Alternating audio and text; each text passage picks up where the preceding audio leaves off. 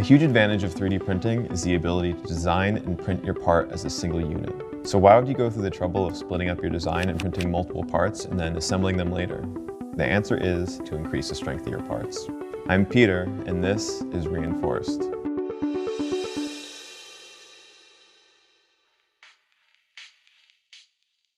At Markforged, we're all about strong parts and getting the most out of them. Today, I'll walk you through a real-world example, step by step, how to design, print, assemble, and even test multiple parts printed separately in their ideal orientation and joined together so they can be put to use in their strongest possible state. So let's take a look at our example part. This is a mounting plate that's designed to secure a tent pole to the ground. The plate is secured to the ground through these 4 holes, while the tent pole is secured to this boss. This is a common case where the direction of the load is perpendicular to the plane that the part is mounted to. With fused filament fabrication printing, or FFF for short, parts are fabricated layer by layer, which means the X, left to right, and Y axes, front to back, will inherently have more strength than the Z axis, up and down. This is primarily due to the bonds of thermoplastic materials being stronger within the layers are printed than between them. If we printed this as a single part horizontally, the bottom plate would be strong, but the part would fail on the plane with the lowest cross-sectional area when enough load is applied, like this part here. We could turn it on its side and print the part vertically, which would give much more strength to the center boss. However, we've made the part weaker in bending about one of the axes parallel to the printed layers, like this tested part here. This also adds additional print time and support material usage.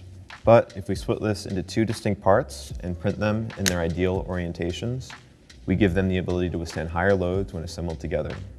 Let's hop into CAD and get to work. So we have our mounting plate open in SOLIDWORKS, and we don't want to modify the overall geometry. We only want to modify it so that we can print this as 2 coparts.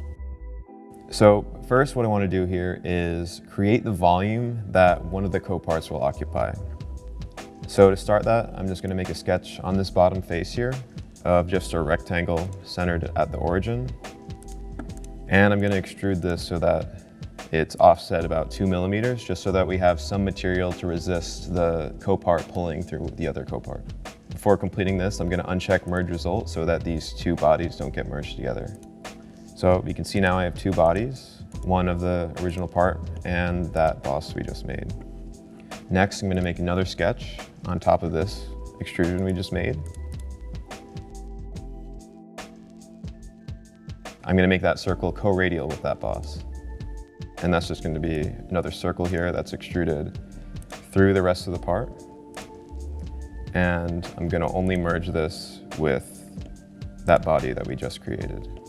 So in order to make inserting this copart easier, I'm going to use the chamfer tool and chamfer around these edges at about 8 degrees. So by adding a chamfer, this will make assembly easier and guide the parts together. And next, I'll go to Insert, Features, Intersect, and select our 2 bodies that we have. And hit the Intersect button and unselect that volume we just made. And I'm also going to make sure that I uncheck Merge Result so that these 2 parts don't get combined together. And just like that, we have 2 coparts that are ready to print. So if I hide one, you can see what they look like individually. And for my case, I'm good with these parts as is, but if you want to use an adhesive or want them to be more of a loose fit, you can use the Move Face tool on one of the parts to add more of a clearance between the 2. I'm going to go to Save As and change to Save As an STL, and I'll just call it Mounting Plate 1 and save that, and make sure I only export the selected body, and I'm going to do the same thing for the other copart.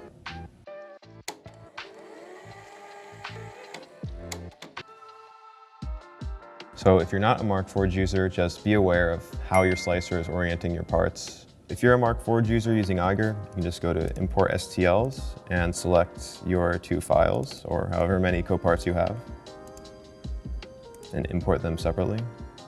And here I'm going to be selecting the optimal orientation, like we discussed before. And for this part, it'll be laying flat like this. And for this one, it will be laying in this orientation.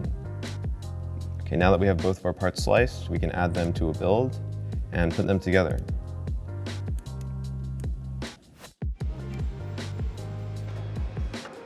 So we have our parts printed. Let's remove them from the build plate and separate the supports. Once we finish with that, we're ready to assemble. And there's two ways you can assemble parts together. You can use an arbor press by press fitting the parts together, or you could use adhesives. One thing to note with adhesives, you're going to want to do some research on which adhesives work best for your materials. If you're using a Markforged printer with Onyx, we recommend using Loctite 401, Scotchweld DP100, or Scotchweld DP420.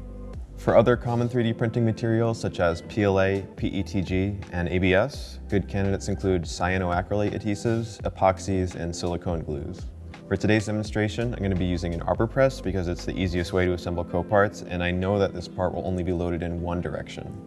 So at the arbor press, I'm going to loosely assemble the parts together, and then I'm going to press down in the middle of the part, joining them together, and then to ensure that everything is seated, I'm going to press down on all four corners. And just like that, our part is done and ready to be put to use. So this small bit of extra effort will be worth it. Don't believe me? Let's test it.